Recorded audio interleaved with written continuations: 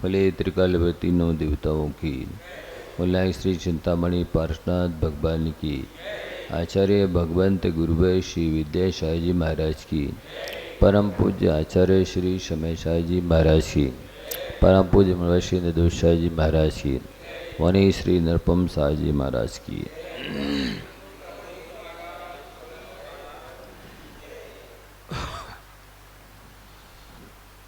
एक पथिक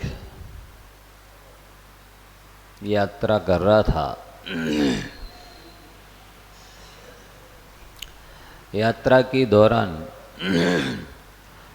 उसे रास्ते में एक युवती दिखाई दी। उसने उस युवती से पूछा, बहन तुम्हारा क्या नाम है और तुम कहाँ रहती हो? उसने कहा, मेरा नाम बुद्धि है और मैं मनुष्य के दिमाग में रहती हूँ।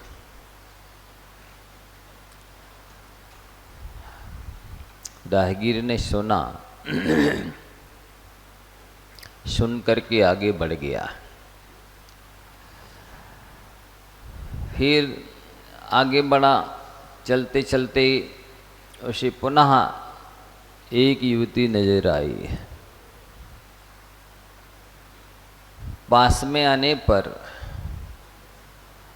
उस राहगीर ने उस युवती से भी पूछा कि बहन तुम्हारा क्या नाम है, तुम कहाँ रहती हो?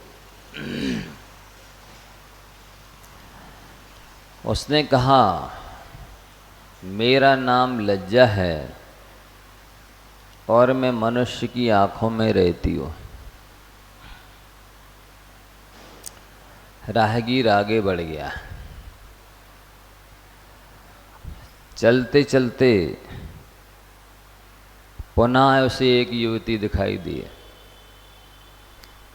पास आने पर राहगीर ने उस युवती से भी पूछा,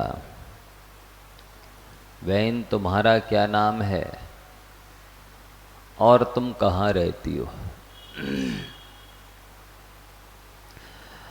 उस युवती ने कहा, मेरा नाम हिम्मत है और मैं मनुष्य के सीने में रहती हूँ। राहगीर ने सुना और आगे बढ़ गया। चलते चलते पुनः उसे एक युवती नजर आई। पास आने पर उसने उस युवती से भी पूछा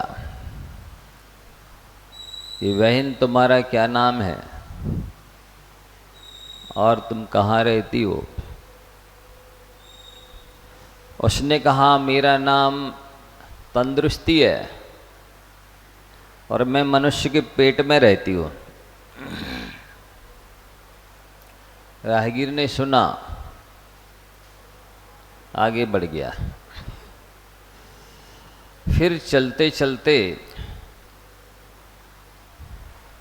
उसे एक युवक दिखाई दिया जो बहुत तेज तर्राट में था। इस राहगीर ने पास आने पर उससे भी पूछा, भाई तुम्हारा क्या नाम है और तुम कहाँ रहते हो? उसने कहा, मेरा नाम क्रोध है और मैं मनुष्य के दिमाग में रहता हूँ। राहगीर ने कहा, गलत बात, आप झूठ बोल रहे हैं। वहां तो बुद्धि रहती है और जहां बुद्धि रहती है वहां तुम रह ही नहीं सकते।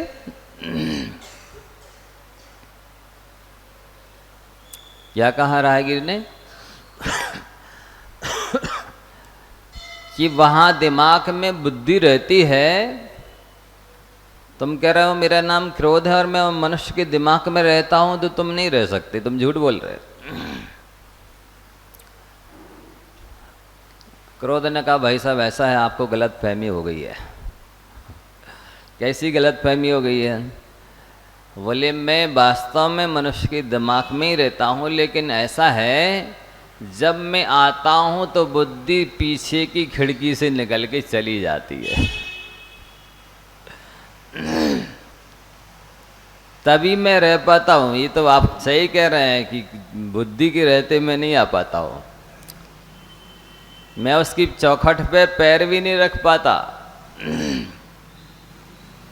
लेकिन जैसे ही मैं आता हूँ तो मुझे देख करके वो बुद्धि भाग खड़ी होती है। तो फिर उसको समझ में आ गया राहगीर को कि हाँ तुम सही कह रहे हो। वास्तव में बात ऐसी ही है,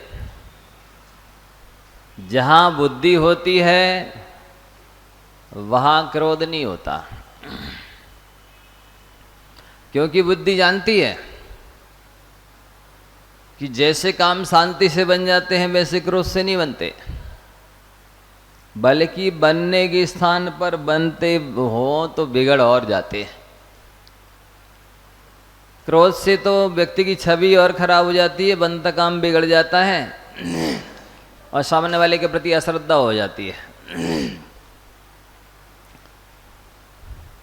इसलिए तो पक्का ही निर्णय रखती है बुद्धि, विवेकी व्यक्ति, कि मुझे चाहे लाख काम बने चाहे बिगड़े, लाखों का लाभ हो चाहे नहीं, वो गुस्सा तो करना ही नहीं है। यदि बुद्धि को अपने दिमाग में रखना चाहते हो तो दोनों में एक ही रहेगा, या तो बुद्धि रहेगी या क्रोध रहेगा। और फिर ये भी आप मान के चलिए कि जहाँ पर क्रोध बुद्धि नहीं है, बुद्धि के अभाव में जो कुछ भी निर्णय लिया जाएगा वो कैसा होगा? आप ही लोग बताइए। गलत होगा ना? बुद्धि के अभाव में जो निर्णय लिया जाएगा वो गलत होगा। बुद्धि के अभाव में जो कदम उठाया जाएगा वो गलत होगा। बुद्धि के अभाव में जो वचन कहे जाएंगे भी गलत होंगे, और बुद्धि के अभाव में जो भी एक्शन लिया जाएगा वो गलत ही होगा। इसलिए क्रोध को आने नहीं देना, और आ जाए तो फिर ये काम नहीं करना। कौन सी? जब तक क्रोध रहेगा तब तक हम कोई निर्णय नहीं लेंगे, क्योंकि बुद्धि इस समय है नहीं, उसकी अनुपस्थिति में निर्णय लेना ठीक नहीं होगा। अभी कुछ कहना नहीं मुझे जब तक गुस्सा आ रहा है, क्योंकि गुस्से के सद्भाव में और बुद्धि के अभाव में जो कुछ भी मैं वचन बोलूँगा वो स्वयं के लिए भी अहितकर होंगे और सामने वाले के लिए भी अहितकर होंगे। निर्णय लेंगे तो वो भी स्वयं के लिए और सामने वाले के लिए अहितकर होगा, और वचन बोलेंगे तो वो भी स्वयं के लिए और सामने वाले के लिए अहितकर होंगे, और जो भी एक्शन लेंगे वो भी स्वयं के लिए और सामने वाले के लिए अहितकर होंगे। अब उस राहगीर को बात समझ में आ गई है, आप सबको भी आ गई होगी। तो आप सबको भी यही पक्का निर्णय रखना चाहिए कि एक तो क्रोध को आने नहीं देना, यही सबसे अच्छी बुद्धिमानी है। और वो ढीठ होवे आई जावे तो फिर ये ध्यान रखना कि निर्णय नहीं लेना, वचन नहीं बोलना, एक्शन नहीं लेना, बिल्कुल शांत हो जाना। अशुभ कर्मों का उदय चल रहा हो तो शांति से समय व्यतीत करना चाहिए, पुण्य बढ़ाना चाहिए, ज्ञान बढ़ाना चाहिए और वैराग्य बढ़ाना चाहिए। सुन रहे हैं ना? ये अमोघ अस्त्र दिए जा रहे हैं आपको, रामबाण औषधि है। अशुभ कर्मों का उदय चल रहा हो, समय प्रतिकूल चल रहा हो तो पुण्य बढ़ाओ, ज्ञान बढ़ाओ, वैराग्य बढ़ाओ, आपका भला होगा। राहगीर को बात समझ में आ गई कि ठीक है, दो में से एक कोई काम करेंगे हम, या तो क्रोध को नहीं आने देंगे और यदि वो धूर्त ढीठ घुस आवे तो बिल्कुल हम मन से वचन से काया से सिलेंडर हो जाएंगे, शांत हो जाएंगे। फिर आगे बढ़ा, चलते चलते उसे पुनः एक युवक दिखाई दिया।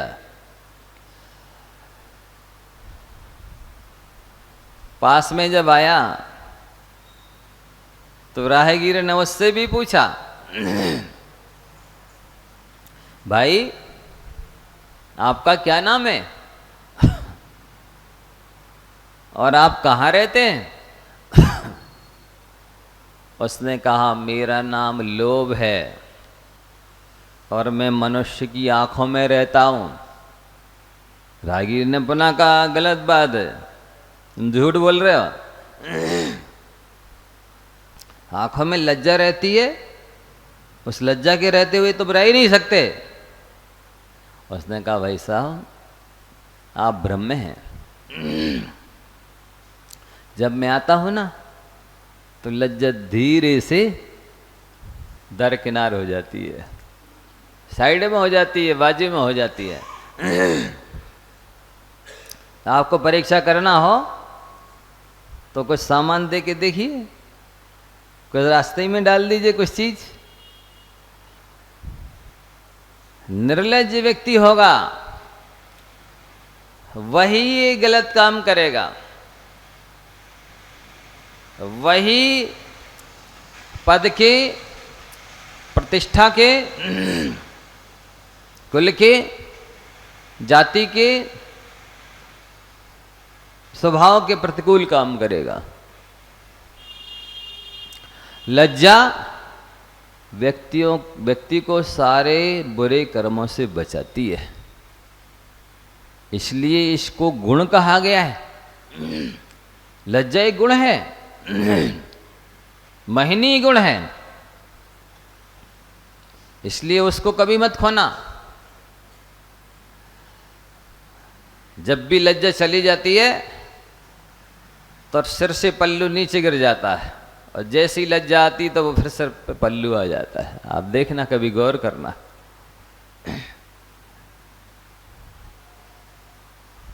व्यक्ति गलत काम कर लेता है, पर जब उसे लज्जा आती तो पुनः वो सुधार कर लेता है।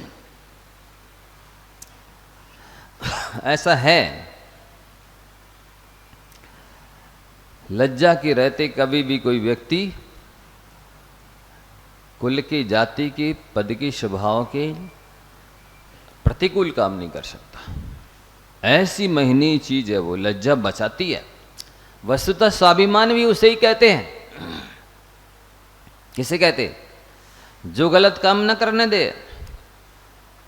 अन्याय अनीति न करने दे, अभक्ष भक्षण न करने दे, उसे लज्जा कहते हैं।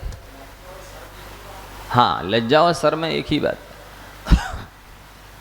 जो बेशर्म हो जाता है, निर्लज्ज हो जाता है, वो कुछ भी करने के लिए उतारू हो जाता है।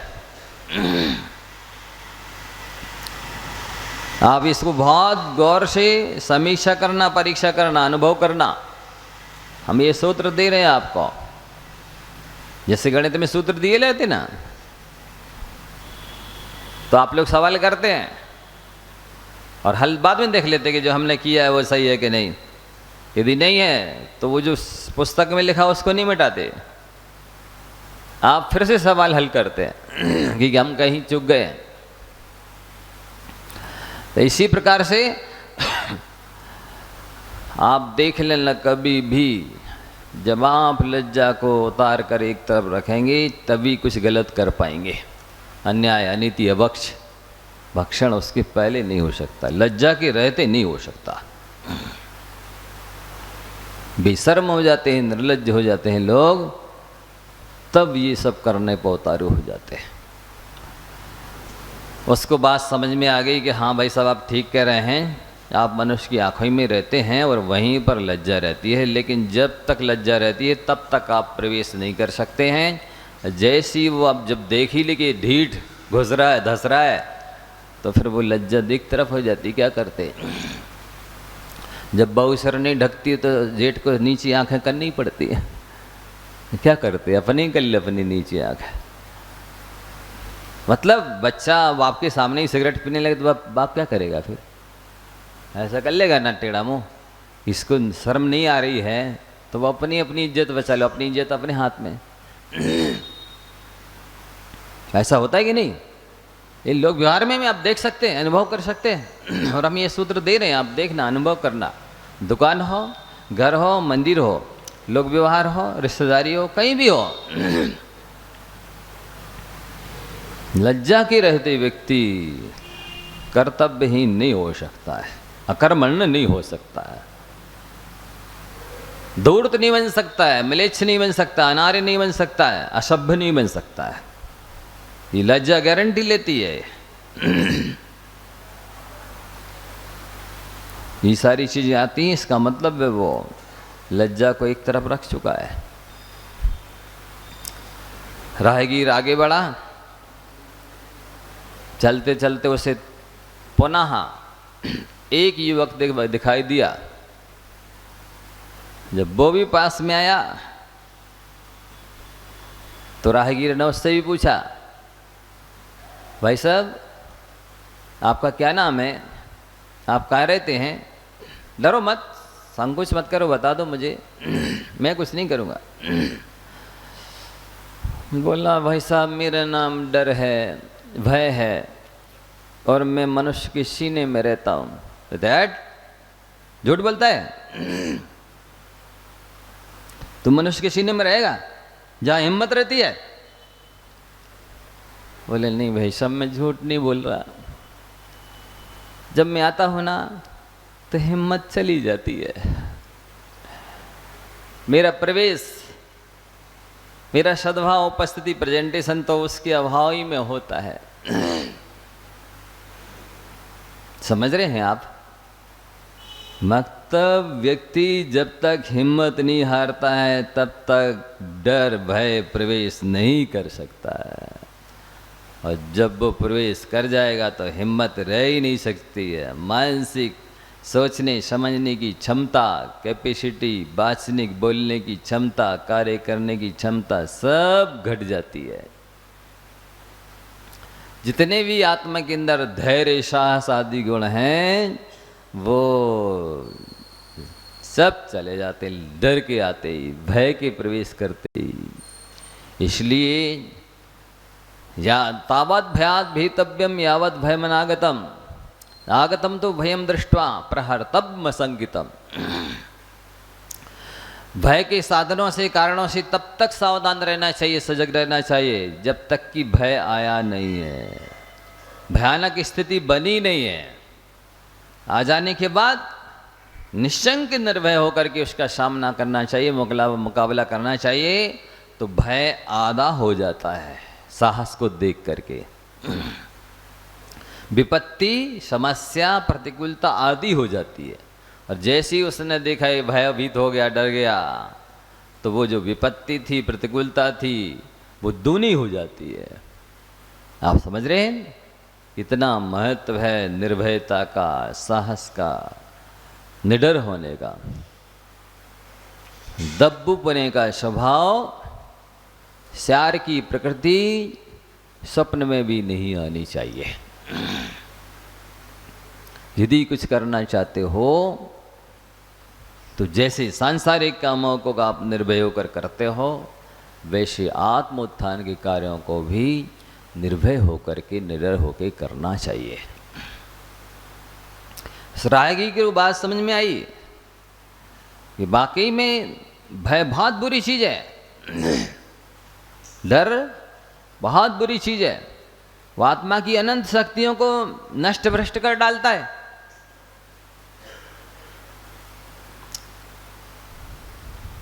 कोई भी शक्ति, कोई भी गुण भय के रहते काम ही नहीं करता, निष्क्रिय हो जाता है, विह्वल हो जाता है, असमर्थ हो जाता है, अक्षम हो जाता है। इसलिए डरो मत, राहगीर सुन करके समझ करके अपनी धारणा को सही बना करके आगे बढ़ा, चलता है। चलते चलते पुनः उसे एक युवक दिखाई देता है। जवान था पर जवानी में ही वृद्ध जैसा लग रहा था। जब पास में आया तो राहगीर ने उससे भी पूछा, क्यों भाई, तुम्हारा क्या नाम है, कहाँ रहते हो? उसने कहा, मेरा नाम रोग है और मैं मनुष्य के पेट में रहता हूं। दैट झूठ बोल रहा, वहां तो तंदुरुस्ती रहती है, तुम कहां से रहोगे? बोले, नहीं भाई साहब, मैं झूठ नहीं बोल रहा। जब मैं आ जाता हूं ना तो तंदुरुस्ती चली जाती है। मतलब सारे रोग पेट से पनपते हैं। ये जो पेट्रोल टंकी है ना, सारी गाड़ी के कल पुर्जे उस पेट्रोल के बल पे ही चलते हैं। इस पेट्रोल टंकी में जैसे आप छान करके डीजल पेट्रोल डालते हो ना, ये गैस वगैरह होते नहीं, तुम पहले रात में जला देते थे गैस, तो उसमें जो तेल डाला जाता था बहुत बारीक छन्नी से छान करके डाला जाता था। नहीं, थोड़ा सा कचरा यदि उसमें चला गया और वो बर्नल में छिड़ गया तो वो भभकेगा या बुझ जाएगा। ऐसे ही ये आपका गैस है, ये आपकी गाड़ी है, इसमें जो डीजल पेट्रोल डाल रहे हो ना, उसको बहुत सोच समझ करके, शुद्ध हो, सात्विक हो, मर्यादित हो, दिन का उजाला हो, सूर्य का प्रकाश हो। इसलिए तो मैं ये प्रसंग सुना रहा हूँ आपको। इतनी भूमिका बनाई अभी तक मैंने, इतनी बड़ी कहानी निकल गई, कई लोगों ने पूरी सुनी नहीं पाई। बोलो कितनी महत्वपूर्ण है, विचार करने लायक है ना। यहाँ तक आने के लिए मैंने इतनी कहानी सुनाई। ये आपकी ये जो पेट्रोल टंकी है, इसको ध्यान से सुन लो, क्या क्या आचार्य भगवंतों ने लिखा है।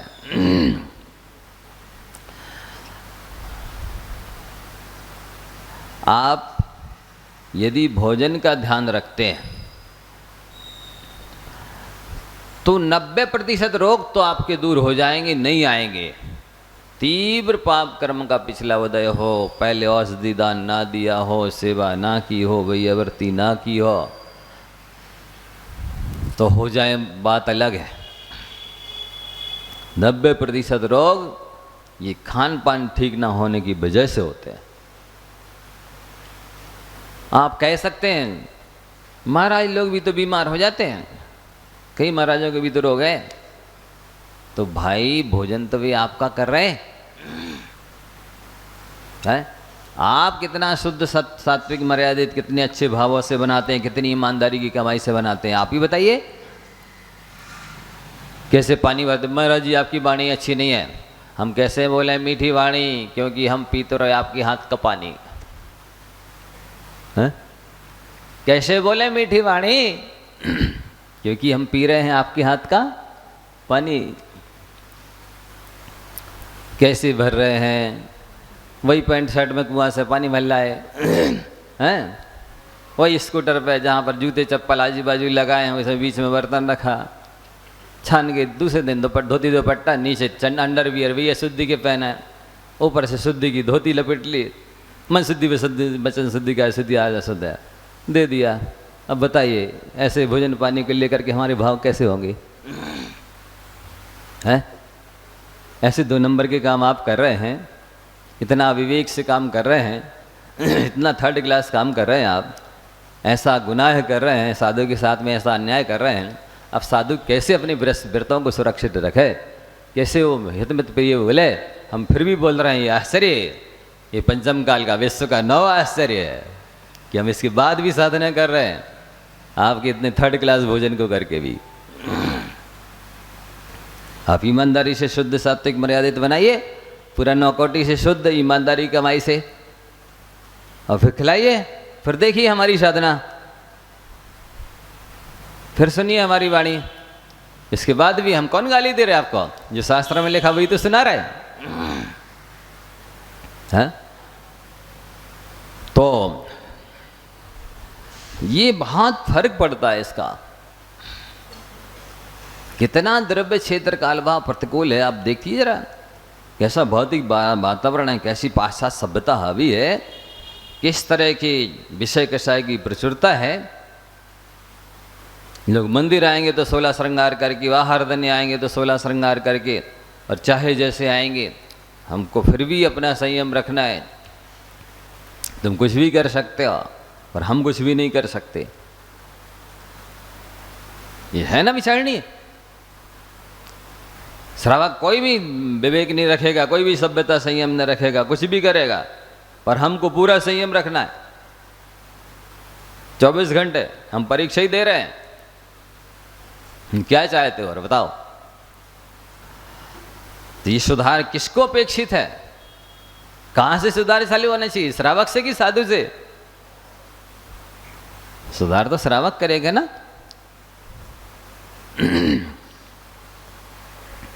तो आगे लिखते हैं,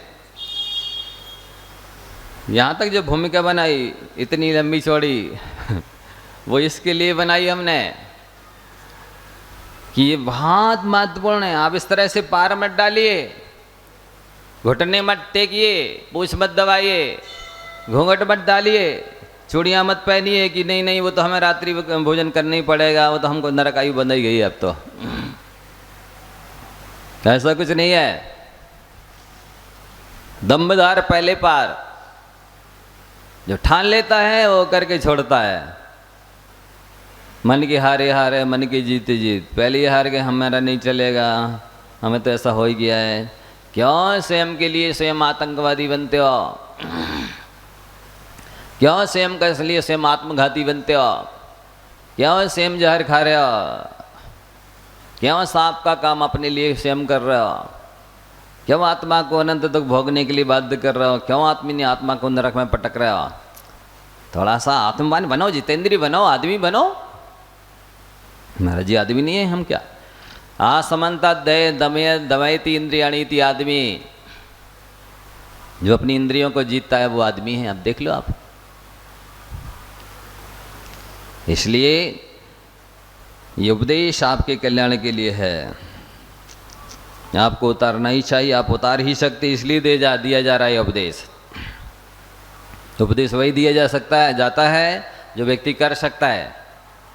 जिस द्रव्य क्षेत्र काल भाव में क्या संभव है वही उपदेश दिया जाएगा। अन्यथा उपदेश देने का क्या औचित्य है?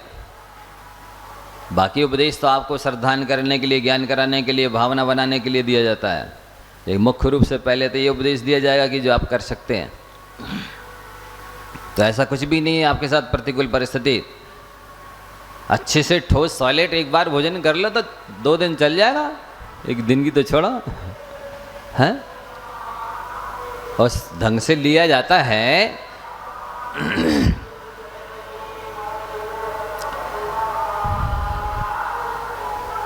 मान लो आप शाम को भोजन कर रहे हैं, अब उस भोजन में तेज नमक मिर्च मसाले ले लेंगे, गरम गरम भोजन कर लेंगे, पानी मांगने वाली चीज़ें खा लेंगे तो रात में प्यास लगेगी। नमक मिर्च मसाले नहीं खाएंगे, गरम गरम नहीं खाएंगे, सॉलिड नहीं खाएंगे और भोजन कम पानी ज़्यादा ले लेंगे, कैसे प्यास लगेगी? मेरे जीवन प्यास लगाती है। कैसे लगाती है? आपको बैलेंस बनाना नहीं आता। आपको ध्यान ही नहीं रहता कि हमने भोजन कितना कर लिया, अब इसके लिए पानी कितना चाहिए पड़ेगा, इसलिए प्यास लगाती है। हम लोग को नहीं लगती, नहीं लगती, क्योंकि उस हिसाब से भोजन बैलेंस बना कर लेते भोजन पानी। रात्रि भोजन में तत्पर स्त्रियां, ये भी पदम प्राण का कटे खाने वाली होती हैं। अगले जन्म में कटेंगे, अभी नहीं कटेंगे। देखने लगे कौन ने काट तो नहीं लिया। कटिनाशिका वाली, धन तथा बंधुओं से रहित पति को प्राप्त होती है। ना धन है उसके पास, ना बंधुजन है। रुक्ष शरीर वाली दासी आदि होती हैं। जो पुत्र और पति से रहित होती हैं और दुर्भाग्य रूपी ग्रह से ग्रस्त हैं, अभी रात्रि भोजन से ही होती है। आगे पद्म पुराण, पूज्यपाद श्रावकाचार, धर्म संग्रह श्रावकाचार आदि के प्रमाण इसमें दिए हुए हैं। अनेक आचार्यों का कथन है, उसको सुनिए। रात्रि भोजन के पाप से जीव दुर्गति को प्राप्त होते हैं। दुर्गतियाँ कितनी हैं? एक मनुष्य गति को छोड़ करके जहाँ संयम धारण किया जा सकता है, बाकी देखा जाए सब दुर्गतियाँ हैं। देवगति तो मिलेगी नहीं, तो बाकी सब दुर्गतियाँ हैं। लोक में जो भी रोगी दिखाई दे रहे हैं, दरिद्र पुरुष दिखाई दे रहे हैं, क्रूर दुष्ट पुरुष दिखाई दे रहे हैं, वे सभी रात्रि भोजन के पाप से ही दिखाई दे रहे हैं। पिछले जन्म में रात्रि भोजन किया होगा, इसलिए उसके फल से इस जन्म में इस तरह के रोगी दरिद्र दुष्ट हुए हैं, आतंकवादी बने हैं, चोर व्यभिचारी आवारा बने हुए हैं,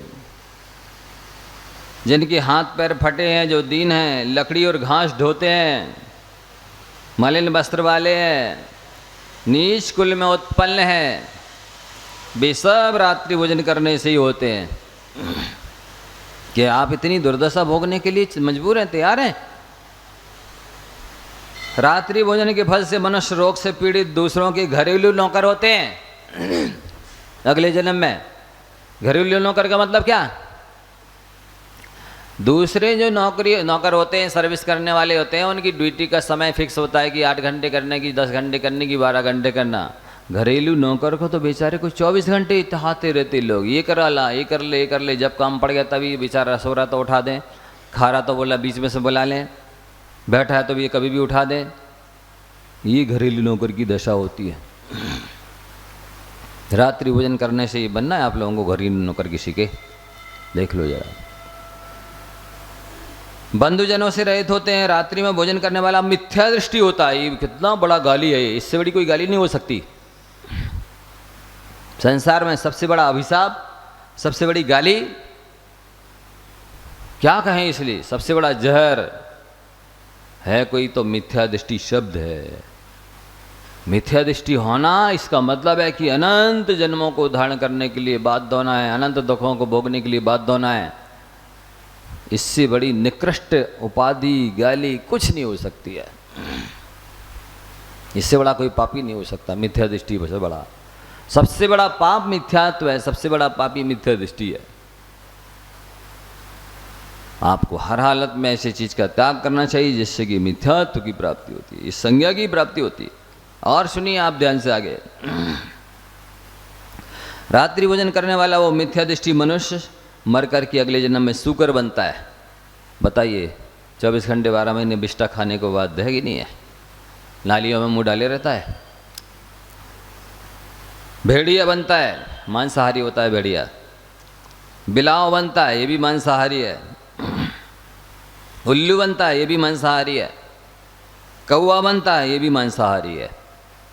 रात्रि भोजन के पाप से फल मिलने वाला है। आप देख लीजिए, ग्रंथ आप ले सकते हैं, चाहे तो मूल ग्रंथ भी देख सकते हैं, इनके नाम दिए हुए हैं, आप उस ग्रंथ को उठा करके देख सकते हैं।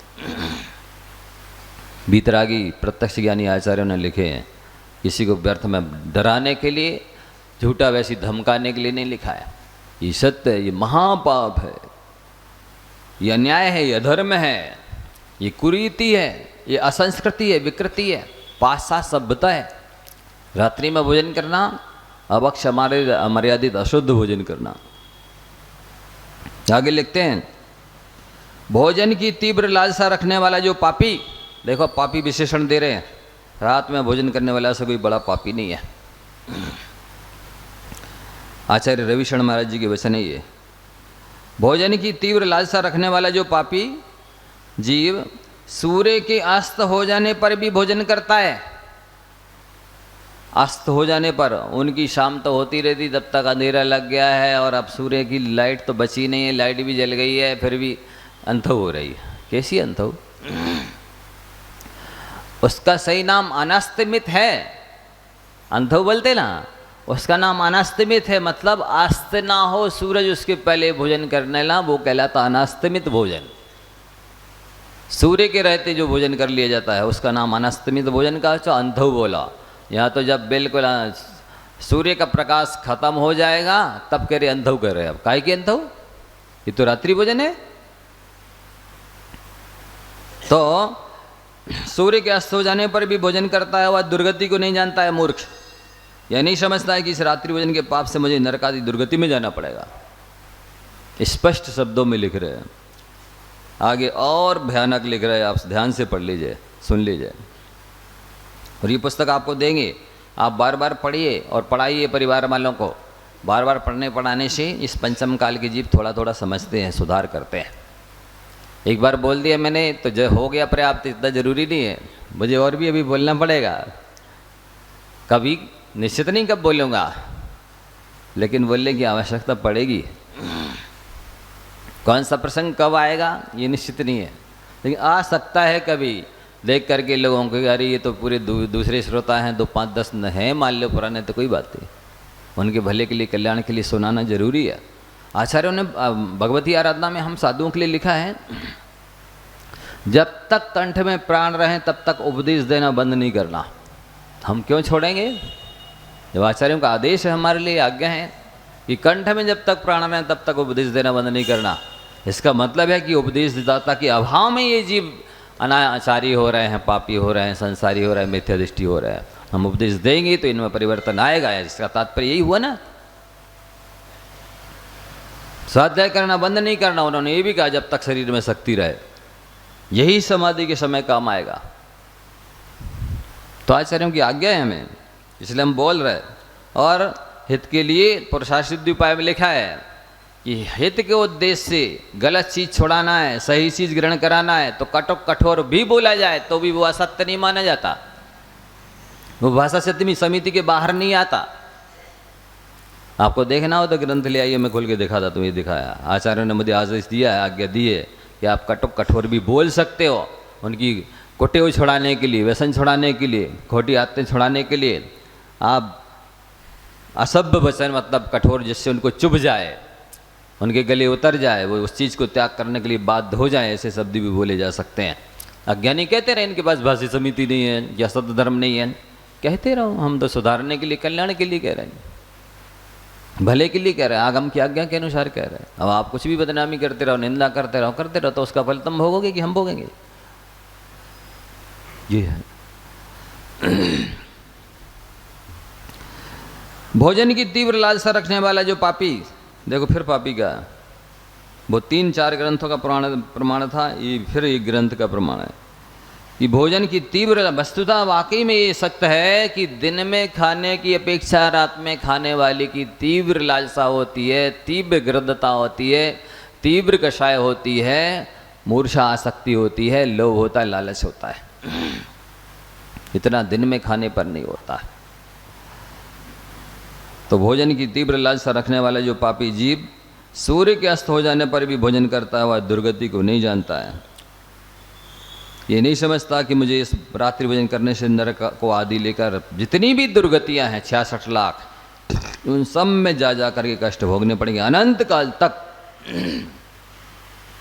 यहाँ 10-5 साल है जिंदगी, 20 साल की, वहाँ अनंत काल रहना है।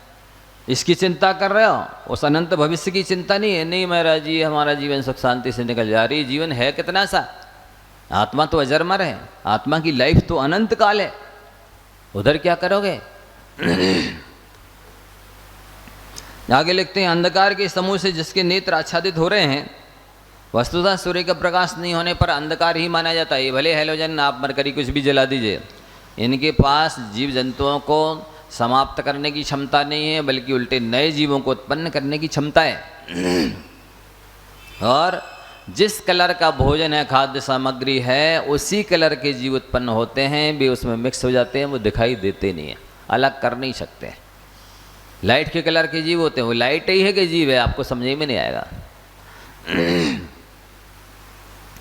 पाप से जिसकी बुद्धि लग रही है, पाप में, वो पापी कह रहे हैं, उसके वो भोजन करने की इच्छा कर रहा है, मतलब पाप में उसकी बुद्धि लग रही है। रात में भोजन करने की इच्छा करना मात्र भी पाप में बुद्धि लगना है।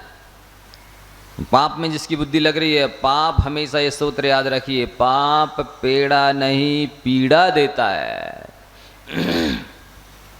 खाना तो चाहते हैं पेड़ा और काम करते हैं पीड़ा के।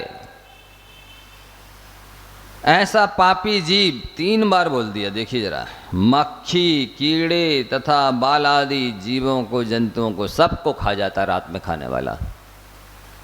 बताइए, अब आप भोजन कर रहे हैं, फराहार कर रहे हैं, जी तो आचार्य परमिष्टि कह रहे हो, सब जीव जंतुओं को खा रहा है। मक्खी, मच्छर, चींटी, चींटा आदि सब जीवियों को खा जाता है वो।